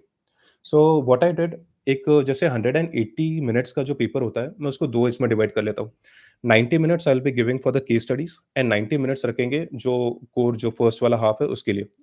लाइक टोटल ऑफ 19 क्वेश्चंस होता है, 13 for the theory part and 9 around 7 case studies होती है शायद। नहीं 6 केस स्टडीज़ होती है, ओके। तो केस स्टडीज़ को आई वुड से कि 90 मिनट्स में I used to complete the case study और होता किस तरीके से था कि मैं एंश्योर करता था कि जब भी मैं केस स्टडी पढ़ना शुरू कर रहा हूँ, उसके साथ में ही मैं स्टेक होल्डर्स लिखना शुरू करते रहूँ। सो इट्स नॉट लाइक कि मैं केस स्टडी खत्म करूँगा, उसके बाद में लिखना शुरू करूँगा, बिल्कुल भी नहीं। अभी पढ़ेंगे उसको, अभी जैसा केस स्टडी स्टार्ट किया, स्टेक होल्डर्स मेंशन कर दिया, that also gives me an idea कि किस तरीके से केस स्टडी प्रोसीड कर रही है। And then you look for the questions कि क्वेश्चंस में क्या-क्या पूछ रखा है और फिर उसके बाद में उसको थीम्स दिया और कंप्लीट कर लिया answer. So overall I used to complete it in 90 minutes, 90 minutes का ही टाइमर रखते थे। And that was also the reason why I could finish the ethics वाला पेपर। 90-90 मिनट्स का डिस्ट्रीब्यूशन रखेंगे, this will be very beneficial to you as well. देखो कुछ coachings ऐसा भी बताती है कि you keep this thing to 105 minutes पे रखिए और बाकी टाइम आप फिर थ्योरी वाला पार्ट पे दे दीजिए। So I personally do not advise such thing, क्योंकि 105 मिनट्स अगर आप एक एक एरिया पे अगर फोकस कर रहे हो सिर्फ केस स्टडी पे, it's an important topic, but again 105 minutes is like too much. फिर आपको जो थियरी वाला पार्ट है, जो आपको एक्चुअली में पता है, हो सकता है कि आप प्रेशर में आंसर ही ना कर पाओ वो सारी चीजें। Do not do it, keep it a 90-90 minutes का distribution. It's a very, you'll love this paper if you start like if you start involving yourself with this paper. So 90 minutes वाला timer, I think that really helped me. And उसके अलावा sources I've said कि lexicon आप अगर चाहो तो prefer कर सकते हो। I personally refer to my own definitions, and mocks में जितने भी सारे mistakes किए हैं सबके सब incorporate किया है eventually paper में। So this was paper 4। कुछ questions ले लेते हैं कि से न्यू स्टूडेंट जो भी प्रिपरेशन स्टार्ट कर रहे हो वो कैसे करें? We have done this thing ना। See, this session is about beginners। see, I'm saying कि एक बिल्कुल एक ब्रीफली आई मेंशन कि किस तरीके से जो बिगिनर्स हैं, किस तरीके से प्रोसीड कर सकते हैं। And previous year questions prelims के लिए भी यूज़फुल है। See, previous year questions not just for prelims but for mains, दोनों भी लिए बहुत ज़्यादा यूज़फुल है। I would very humbly request you कि पहले मॉक्स में ना जंप करें। Go for the previous year question first, क्योंकि यही वो सोर्स है जो आपको प्रीलिम्स क्लियर करने में बहुत ज़्यादा हेल्पफुल हो सकता है। मॉक्स इज़ अ सेकेंडरी थिंग। पहले प्रीवियस से क्वेश्चंस कर लीजिए, इतना अच्छे से उसको पढ़ लीजिए कि you will start having that confidence कि ये प्रीलिम्स मेरा है। एंड देन सर बजट को कैसे कवर करें एंड इसके लेक्चर्स करें या नहीं। सी देयर आर, अगर आपको इकोनॉमी जैसी चीज़ें बहुत ज़्यादा डिफिकल्ट लगती है, तो काफ़ी सारे कोचिंग्स फ्रीली भी यूट्यूब पे वीडियोज़ अवेलेबल करा देती है बजट एंड इकोनॉमिक सर्वे के। अगर आपको इकोनॉमी ज़्यादा डिफ़िकल्ट लगता है कि एक बार रीडिंग दे दीजिए या फिर एक बार समझ लीजिए ये जो यूट्यूब के वीडियोज़ हैं। उसके अलावा आई वुड से कि कोई भी एक कोचिंग मटेरियल का अगर आप चाहें तो लेके आ सकते हैं। देयर आर पीपल जो रिकमेंड करते हैं कि एक वो जो एक्चुअल वाला डॉक्यूमेंट है बजट का, इकोनॉमिक सर्वे का, वो लेके आएँ और उनको रीड कीजिए। आई पर्सनली फ़ील कि वो इतना ज़्यादा रिलेवेंट होता नहीं है प्रिपरेशन के लिए। What I did again as I said कि कोई भी कोचिंग का कंपाइलेशन लेके आ जाइए बजट इकोनॉमिक सर्वे के लिए। यूट्यूब के वीडियो आप चाहे तो देख सकते हैं, समझ सकते हैं और आप अगेन प्रीवियस से क्वेश्चंस पे फोकस कीजिए कि किस तरीके से क्वेश्चंस पूछे जाते हैं इन 2 डॉक्यूमेंट्स में।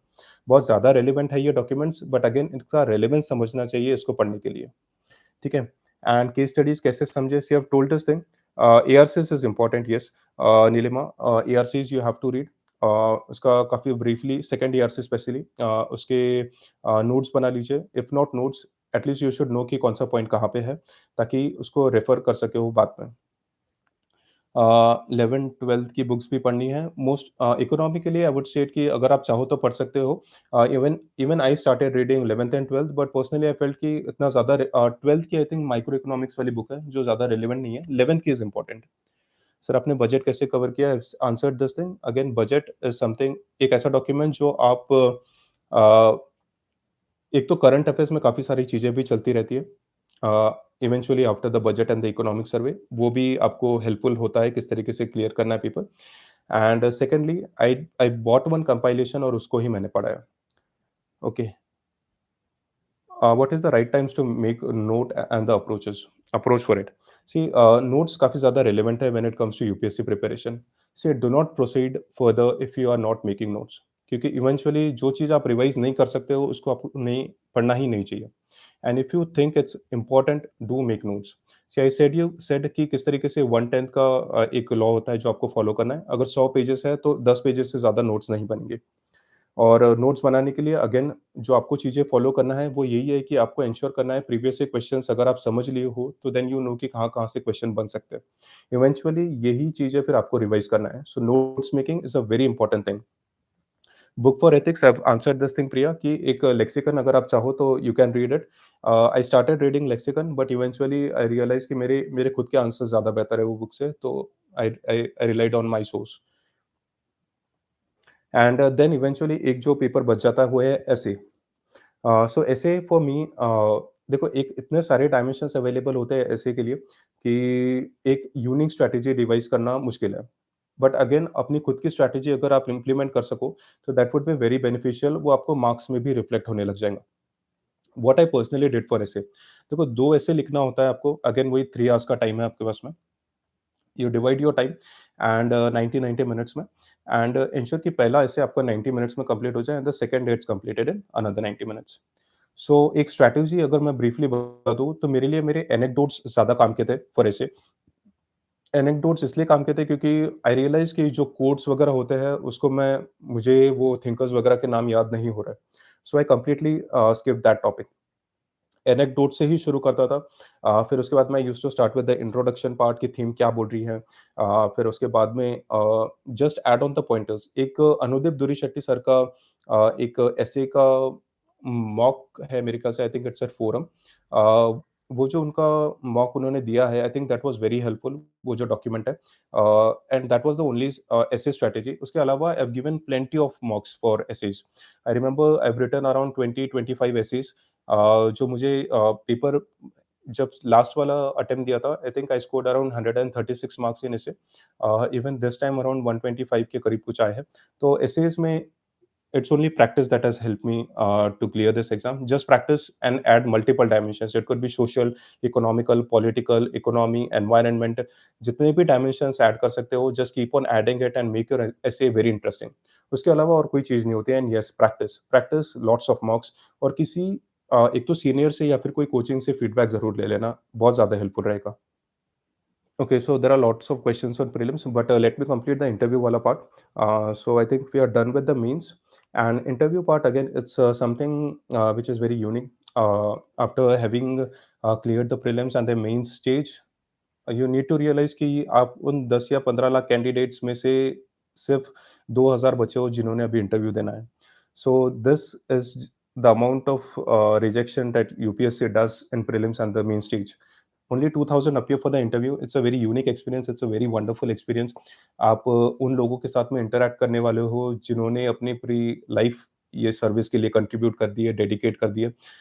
सो it's a very enriching experience. But I can see अभी टॉपिक्स क्या-क्या कवर करने हैं। Your DAF is the primary source. जितना भी डैप में मेंशन कर रखा है starting from your name to your state to the socio economic political dimensions of your state, the current affairs, the IR related topics, हर वो चीज़ आपको कवर करना है जितना कवर कर सकते हो। Say it's very difficult to set कि यूपीएससी इंटरव्यू में क्या पूछा जा सकता है। So theory part is one thing, you can cover it. The basic themes as I have said you, DAF बहुत ज़्यादा important and current affairs. And then comes the very important part जो है आपकी personality. So your personality should reflect confidence. At no point of time they should feel कि आप उनके question से under pressure में हो। They should never feel this thing. और फिर उसके अलावा it's important to be honest as well क्योंकि this is what they appreciate lots. And most of the times इसी पैरामीटर्स पे क्वेश्चन चलते हैं। 30-35 मिनट्स तक का इंटरव्यू होता है। डायमेंशंस वेरिड रहेंगे। Hobbies is also one very important topic जहाँ पे क्वेश्चंस पूछे जाते हैं। सो इन थीम्स पे ब्रॉडली कवर कीजिए the DAF, current affairs, your hobby, your graduation, your state which is again very important. फिर उसके अलावा आपका father's background, mother's background, background in the sense the occupation that they do. जैसे my father is a police officer, तो मुझे काफ़ी सारे committees के बारे में उनके रिकमेंडेशंस मैं पढ़ के भी गया था, मॉक्स में भी पूछा जाता था ये चीज़ें। And yes and last I would say कि इंटरव्यू के लिए your mocks are very important. अभी इसलिए नहीं क्योंकि उनके क्वेश्चंस हो सकता है कि रिपीट हो जाएँगे, वो बिल्कुल नहीं, ऐसी चीज़ें नहीं करना है। मॉक्स इसलिए इम्पोर्टेंट है क्योंकि इवेंचुअली आपका जो एक पेशेंस लेवल है वो बढ़ जाता है। आपकी अमाउंट ऑफ अंडरस्टैंडिंग जो है विद टाइम विद मॉक्स आपको रियलाइज़ होगा कि you are giving some good answers. Answers balanced रहे तो अच्छा है। If you are asked to take a stand, do take a stand, be firm on it and do not fear कि मेरे marks cut जाएँगे। If you believe in something, believe in it, stand by it and I think that will give you more marks for interview. उसके अलावा interview के लिए I don't think I have had any specific source. यही रहा current affairs and all. NCERT कौन से subject की पढ़नी है sir, I am beginner please help me. See NCERTs I would suggest कि सारी सब्जेक्ट जितने हैं उनकी पढ़ लो, but again NCERTs personally I found कि इतना ज़्यादा रिलेवेंट नहीं होता है। बट अगेन एक बेसिक जो अंडरस्टैंडिंग होती है वो एनसीईआरटी से ही मिलती है। So do not skip it, but again do not give too much time on it. Uh, okay, sir, I scored 20 questions in prelims. How can I tackle the prelims expected? Okay, and then I'll briefly take you to कि किस तरीके से जो next year prelims देने वाले हैं उनको approach किस तरीके से करना है। See, for a long time now, what you should do is incorporate both the prelims and the main strategy. वो इसलिए क्योंकि you look through a video and you will realise कि काफ़ी सारे ऐसे टॉपिक्स हैं जो ओवरलैप करते हैं। So even if you start writing your answers, it could it I completely agree it may not be the best of your answers, but if you start writing your answers from now on it would be very helpful. काफ़ी सारे platforms answers questions provide करते हैं। उस पे feedbacks वगैरह भी available करवाते हैं। तो एक आप उनका स्ट्रैटेजी फॉलो कर सकते हो from now, like till I would say October या नवंबर तक के। October would be fine. फिर नवंबर या दिसंबर तक के you can switch to the prelims mode for next year. तब तक के एक इनकॉर्पोरेटेड स्टडी रखें, मेंस के डायरेक्शन से ही पढ़िए ताकि प्रीलिम्स अपने आप कवर हो जाए। एंड आई वुड से कि प्रीलिम्स को कंप्लीटली नेग्लेक्ट मत करना है। इंश्योर कि आपके जो प्रीलिम्स के टॉपिक्स हैं, जो मेंस में कवर अप होने वाले हैं, वो आप उसको डिटेल्ड तरीके से पढ़ें। एंड एडिशनली अगर आप चाहो कि like if you want a correct एक टाइम टेबल किस तरीके से होना चाहिए, तो कोचिंग क्लासेस बहुत सी होती है जो टाइम टेबल प्रोवाइड करती है। See I am not asking you to join any test series, it's your description आपको ज्वाइन करना है या नहीं करना। आपको ज्वाइन तो करना ही चाहिए, but again don't stick to any one. Multiple sources से टेस्ट सीरीज फॉलो कीजिए, but do download the plans. जैसे कोई भी अच्छी कोचिंग आपको प्लान्स अवेलेबल करा के देती है, उनका ब्राउचर होता है जिसमें पूरा एक डिटेल 1 ईयर स्ट्रैटेजी होती है फॉर प्रीलिम्स। अगेन आप वो फॉलो कर सकते हो, that can be very helpful, जो आप अपने तरीके से मोल्ड करके इंटरप्रेट करके आप फॉलो कर सकते हो फॉर क्लियरिंग प्रीलिम्स। एंड जो अगले हाँ, जो 2023 वाला अटेम्प्ट जो देने वाले हैं, आई वुड से कि मेंस के पर्सपेक्टिव से ही पढ़िए for some amount of time now. It could be till October और November, and then eventually after that be very focused on prelims, क्योंकि prelims is a tough exam, specially now both the papers have been getting tough. If you talk about the GS part, look for the options that UPSC has been giving. Like पहले options भी difficult होते थे, different होते थे, अभी थोड़ा different हो गया है कि 2 pairs are right, 3 pairs are right, ऐसे भी डायमेंशंस पे क्वेश्चंस पूछ रहे हैं। तो एक ये पर्सपेक्टिव भी ध्यान में रख लीजिए। And CSAT, yes, practice CSAT very much, क्योंकि बहुत ज़्यादा इंपॉर्टेंट होगा आपके लिए। एंड ऑल्सो ऐसा भी होता है कि most of the students they also clear the GS paper 1, but CSAT में मार्क्स ही नहीं आ रहा है, तो सीसैट की वजह से भी बाहर हो जाते हैं। सर, जॉब के साथ में कैसे प्रिपरेशन मैनेज करें? सी अगेन आई वुड से कि जॉब के साथ में मैनेज प्रिपरेशन करना, it's a very time consuming, it's a very difficult task as well. But again see you can with a very basic sources जो आपको follow करना है, अगर आप थोड़ा-थोड़ा डेली बेसिस पे 3 या 4 घंटे डेली बेसिस पे अगर करते रहोगे, तो I think definitely it will help you. जो मैंने स्ट्रैटेजी बताई है, see it has been a very simple strategy, और मैंने इसी पे रिलाई किया है क्योंकि आई फेल्ट कि ये स्ट्रैटेजी मेरे को यूपीएससी क्लियर करवा के दे सकती है। And this belief I think has really helped.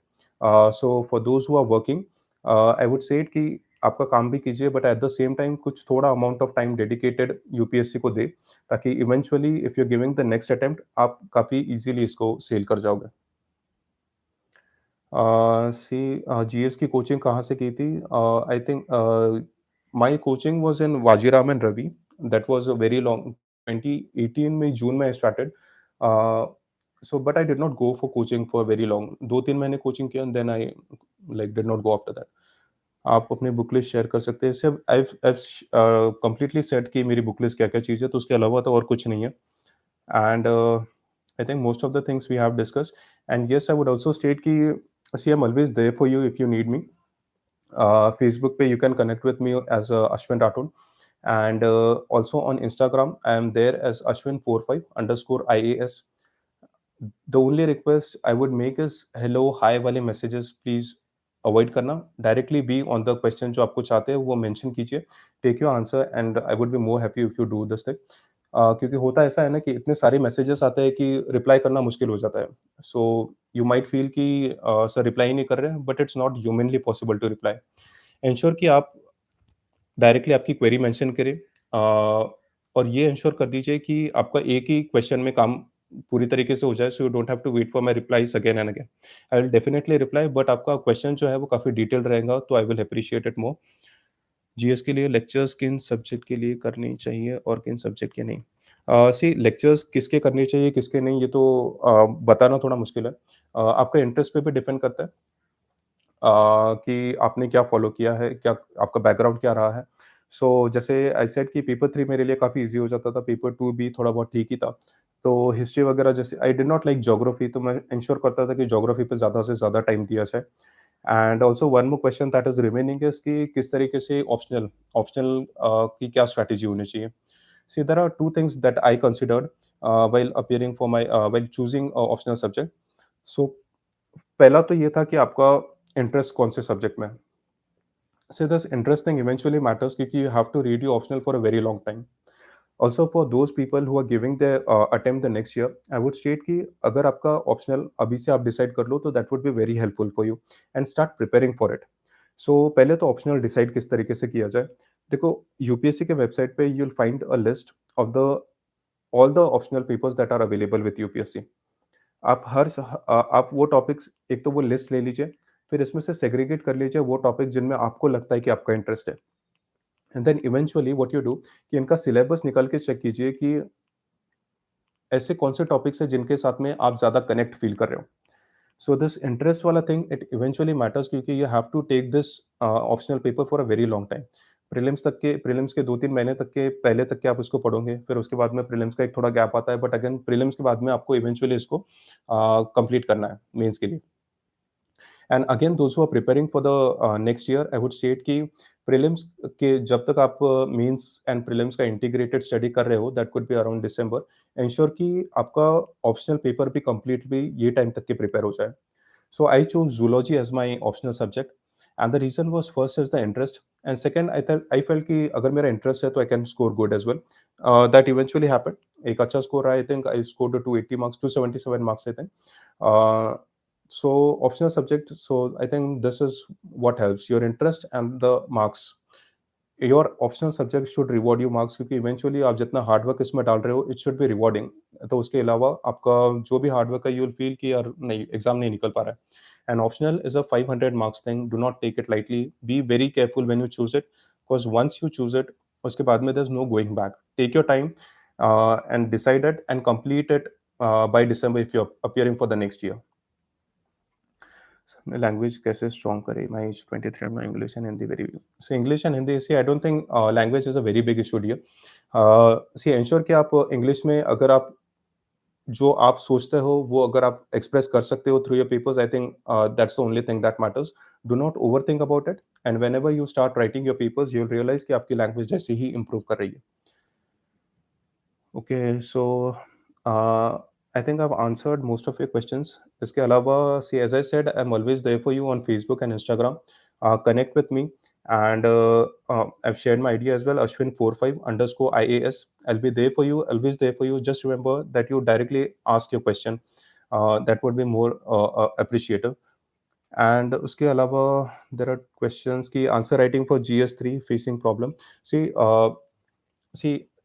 I would said कि कुछ ऐसी चीज़ें आप कर रहे हो जो शायद आपने नहीं करनी चाहिए क्योंकि एक बेसिक फॉर्मेट ही है जीएस के आंसर राइटिंग का कि यू जस्ट हैव द एक तो इंट्रोडक्शन वाली चीज़ हो गया, then you have the body वाला part and then the conclusion, बस इतना ही होता है और फिर उसमें फैक्ट्स डाल देना होता है, कुछ डायग्राम्स और कुछ फ्लो चार्ट्स, उसके अलावा और कुछ भी नहीं होता है पेपर में। See, I won't recommend any best coaching institute. I don't think. See, guidance is good, but any sort of guidance above a certain limit is misguidance. So don't overthink about guidance part. And syllabus कैसे समझें? Syllabus को download कर लीजिए, बहुत ज़्यादा important है syllabus and the previous year questions. I think you must have been like अब तक के तो समझ में आ गया होगा कि प्रीवियस ईयर क्वेश्चंस बहुत ज़्यादा रिलेवेंट है ये पेपर के लिए। एंड सो ज़ूलॉजी के लिए मेरे सोर्स क्या रहे? I joined a coaching institute for it. उसकी मटेरियल मुझे मिल गई थी। एवोल्यूशन आईएएस की कुछ मटेरियल था उसका। आई रेफर्ड द सेम। फिर उसके बाद में काफ़ी सारे वेबसाइट्स होते हैं, आई थिंक आईएएस ज़ूलॉजी करके है।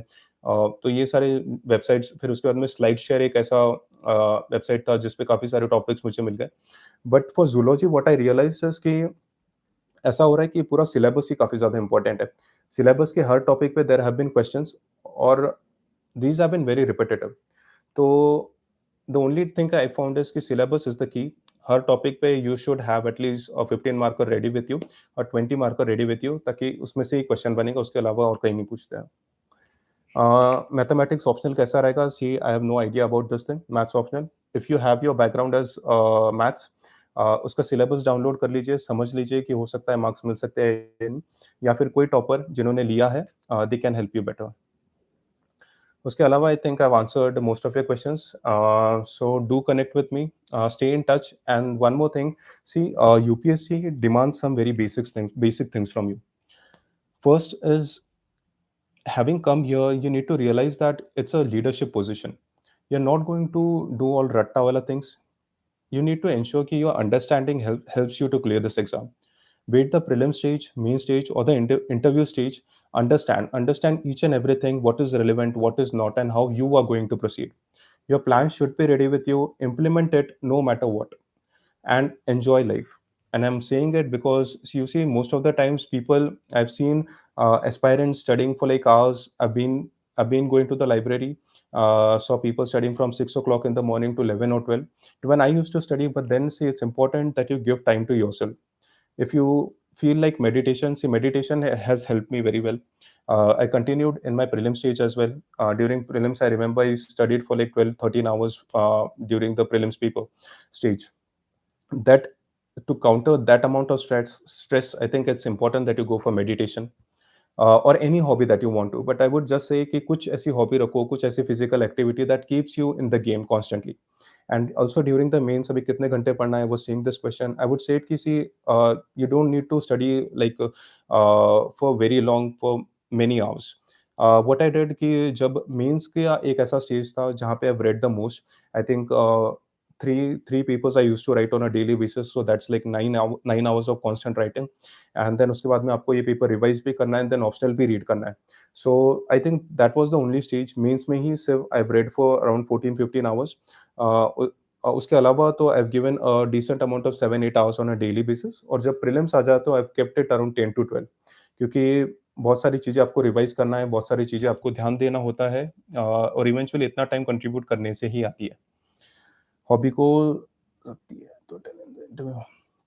Yeah, I had meditation as my hobby, and too many questions were asked in the interview. But again, since I have been following this hobby, तो उतना ज़्यादा टफ नहीं था. तो यस, हाँ, तो मेडिटेशन मैंने I have followed this thing. Current affairs I have already spoken about it. Newspapers ensure करिए कि आप न्यूज़पेपर पढ़ें, डेफिनिटली पढ़ें. नोट्स बनाना, नहीं बनाना, आई डिड नॉट पर्सनली, मैं खुद नोट्स नहीं बनाता था, बट उसके बाद मैं कंपाइलेशन को काफ़ी थॉरली पढ़ता था. Instagram ID is Ashwin45_IAS. Okay, so all the best, everyone. I think it has been a very long talk with you all. If you need anything, I'm always there for you. Do write me your query, and